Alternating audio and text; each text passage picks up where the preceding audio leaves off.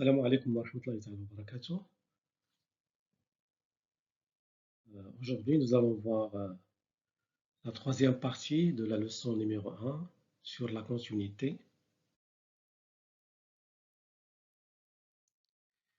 Alors, on va présenter un résultat très important, le théorème de la composition et le théorème sur les opérations de la division et de l'inverse. Alors, théorème 2, soit f et g deux fonctions continues en x0, si g de x0 différent de 0, alors 1 sur g et f sur g sont contenus en x0.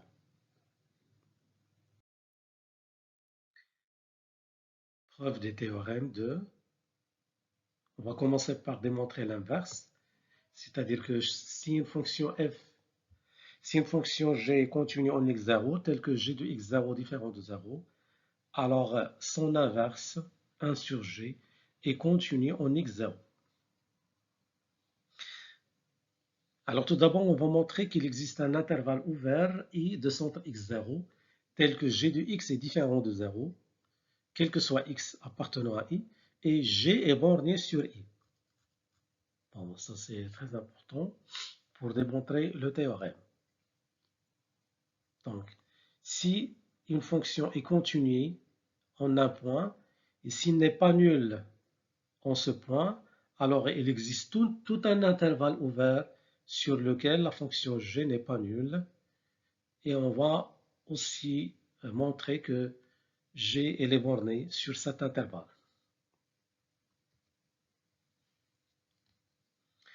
Alors, qu'est-ce qu'on sait? On sait que g est continu. Donc, on va partir de là, l'hypothèse que g est une fonction continue en x0. Alors, il existe un alpha positif, quel que soit x appartient au domaine de définition de g.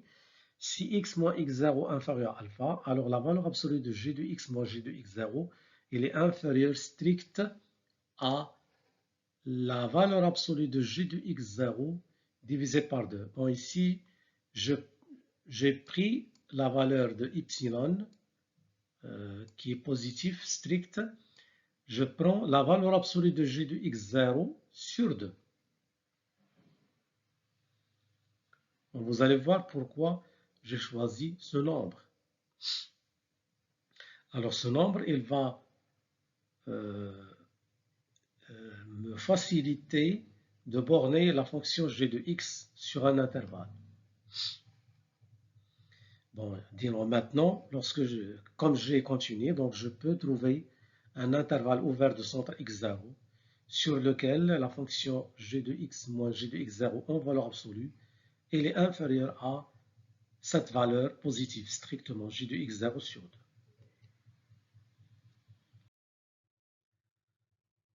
Donc, si la valeur absolue de x moins x0 est inférieure à alpha, et bien sûr x appartient au domaine de définition de g, alors je peux dire que g de x0 moins la valeur absolue de g de x0 sur 2 inférieure à g de x inférieur à g de x0 plus la valeur absolue de g de x0 sur 2.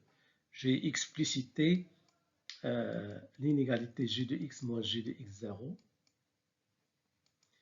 inférieure à la valeur absolue de g de x0 divisé par 2. Alors ici, je vais discuter le cas. G de x strictement positif, g de x inférieur ou égal à 0. Si g de x0 est supérieur strictement à 0, alors si la valeur absolue de x moins x0 est inférieure à alpha, alors, bon ici, la valeur absolue de g de x0 elle est égale à g de x0. Et donc, j'aurai g de x0 moins g de x0 sur 2, ça va donner g de x0 sur 2. Et ici, j'aurai g de x0 plus g de x0 sur 2, ça va donner 3 g de x, 3 fois la valeur absolue de g de x0 sur 2. En fait, c'est 3 g de x0, mais dans ce cas, nous avons cet encadrement. Pourquoi? Parce que la valeur g de x0 est strictement positive. Bon, ici, j'ai 0 inférieur strict.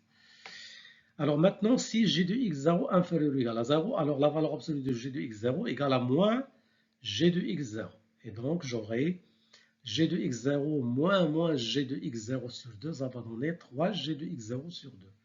Inférieur à g de x, inférieur à g de x0 moins g de x0 sur 2, ça va donner g de x0 sur 2, qui est inférieur à 0. Donc, en passant par la valeur absolue de, j'aurai la valeur absolue de g de x0 sur 2 inférieure à la valeur absolue de g de x inférieure à 3 fois la valeur absolue de g de x0 sur 2. Donc ici, j'ai trouvé la même, ou bien le même encadrement. Que ce soit g de x0 positif ou négatif. Donc, je peux dire que quel que soit x appartient à l'intervalle i, qui est égal à x0 moins alpha, x0 plus alpha, 2 sur 3, la valeur absolue de g de x0 inférieure à 1 sur g de x0, g de x inférieur à 2 sur la valeur absolue de g de x0. Bon, bien sûr, j'ai utilisé l'inverse de l'inégalité précédente. Alors maintenant, j'ai trouvé que, bien sûr, que la valeur de g de x, n'est pas nulle dans l'intervalle i, et on a l'encadrement suivant. Maintenant, je vais démontrer que 1 sur g, elle est continue en x0. Donc, pour cela, je fixe un epsilon positif et je cherche un réel bêta positif tel que, quel que soit x appartient à i, bon, ici, je vais me restreindre sur l'intervalle pour utiliser l'inégalité. Alors, la valeur absolue de x moins x0 inférieure à bêta implique que la valeur absolue de 1 sur g de x moins 1 sur g de x0 inférieure à epsilon. Alors, je calcule la valeur absolue de 1 sur g de x moins 1 sur g de x0. C'est g de x0 moins g de x divisé par g de x fois g de x0. La valeur absolue de g de x moins g de x0, g de x0 moins g de x, c'est la valeur absolue de g de x moins g de x0 divisé par la valeur absolue de g de x fois la valeur absolue de g de x0.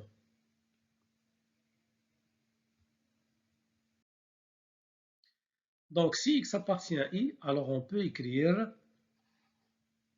en utilisant l'encadrement de 1 sur g de x, 2 fois la valeur absolue de g de x moins g de x0, sur 3g de x0 au carré, inférieur à la valeur absolue de 1 sur g de x moins 1 sur g de x0, inférieur à 2 fois la valeur absolue de g de x moins g de x0 sur la valeur absolue de g de x0 au carré. Par suite, si l'on veut avoir, donc, si je veux avoir cette inégalité, il suffit d'avoir ça inférieur à epsilon. Donc, il suffit de prendre x tel que 2 fois la valeur absolue de g de x moins g de x0 divisé par g de x0 au carré inférieur à epsilon si seulement si la valeur absolue de g de x, c'est bon, il suffit de prendre ça et ça il est équivalent à g de x moins g de x0 en valeur absolue, il est inférieur à epsilon fois g de x0 au carré divisé par 2. Mais ici, qu'est-ce qu'on remarque? Ici, nous avons une inégalité avec g de x moins g de x0 inférieur à un nombre positif. Est-ce que je peux trouver ça? Oui. Pourquoi? Parce que g est continu. Donc, comme g est continu en x0, il existe un alpha prime positif tel que, quel que soit x appartient à i, si la valeur absolue de x moins x0 inférieure à alpha prime, alors g de x moins g de x0, il est inférieur à epsilon fois g de x0 au carré divisé par 2. Bon, ici, je pense, parce que ça, c'est un nombre constant strictement positif. Donc, si je prends bêta égale à l'inf de alpha, alpha prime, alors on aura, quel que soit x appartient au domaine de G, la valeur absolue de x moins x0 inférieure à bêta, donc là, il y a deux choses. La valeur absolue de x moins x0 inférieure à alpha, et donc on peut écrire l'encadrement. Et x moins x0 appartient à alpha prime, donc on peut écrire ça. À la fin, si x moins x0 en valeur absolue est inférieure à bêta, alors la valeur absolue de 1 sur g de x moins 1 sur g de x0 est inférieure à y, et donc nous avons montré que la fonction 1 sur g est continue en x0. Alors maintenant, la division. Pour la division, soit f et g de fonctions continues en x0, telles que g de x0 différent de 0. On sait que la fonction f sur g, c'est f fois 1 sur g. Alors d'après le résultat A de ce théorème, la fonction 1 sur g est continue en x0. Donc f sur g est continue en x0 car c'est un produit de deux fonctions continues en x0 en utilisant le théorème 1 de la leçon précédente. Corollaire 2. Alors toute fonction rationnelle f de x égale à p de x sur q de x où p et q sont deux polynômes, alors toute fraction rationnelle est continue en tout point x tel que q de x est différent de 0. Bon, la démonstration, elle est banale. Le corollaire, elle résulte directement du fait que toute fonction polynôme est continue, bon, d'après le théorème, le corollaire 1 de la leçon précédente. Et donc, en appliquant ce théorème, le théorème 2, on peut dire que la fonction p de x sur q de x, elle est continue lorsque q de x est différent de 0. Théorème 3. C'est le théorème très important aussi.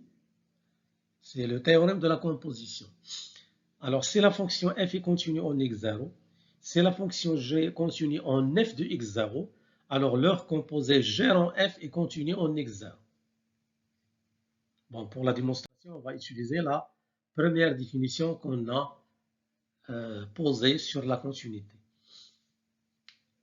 Donc, je la rappelle.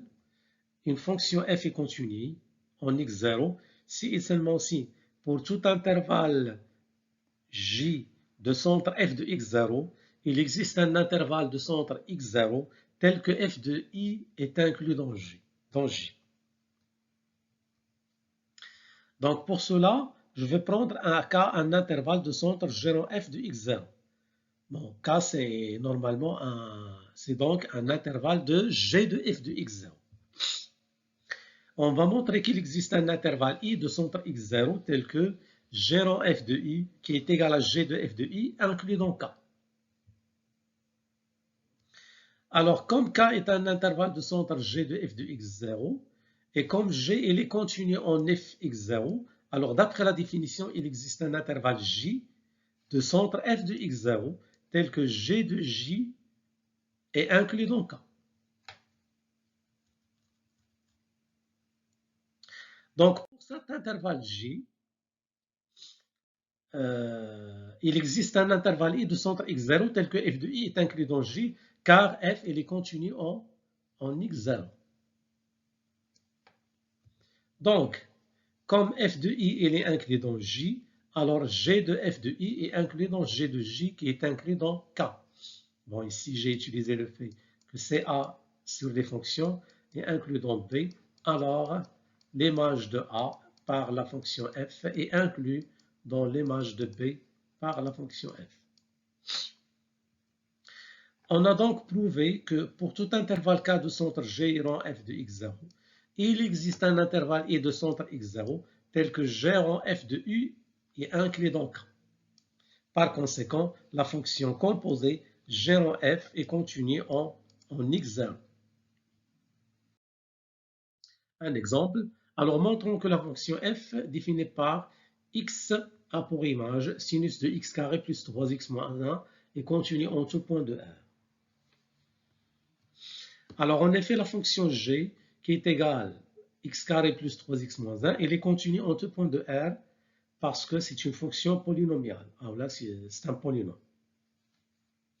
Or, nous savons que la fonction sinus x, elle est continue en tout point x0. Bon, vous avez fait ça l'année dernière. Donc, la fonction f c'est quoi? Il y a h dans g. Bon, il laisse هذه g, il laisse h. Alors, f il y a la composée de h en g. Donc, h en g est continue en tout point de R. Donc, هنا اش كنستافدوا؟ كنستافدوا ان pour démontrer qu'une fonction est continue, bon, عندنا la définition ديال les intervalles. وعندنا la définition analytique, يعني quel que soit epsilon, il existe alpha tel que ta ta ta ta. وعندنا les opérations. وعندنا هاد les théorèmes. Bon, هاد les théorèmes هما normalement au lieu d'utiliser la première, يعني la définition, on utilise souvent les opérations. Bon, هذا إلا ما كانش مثلا السؤال قال لك démontrer en utilisant la définition, bien sûr.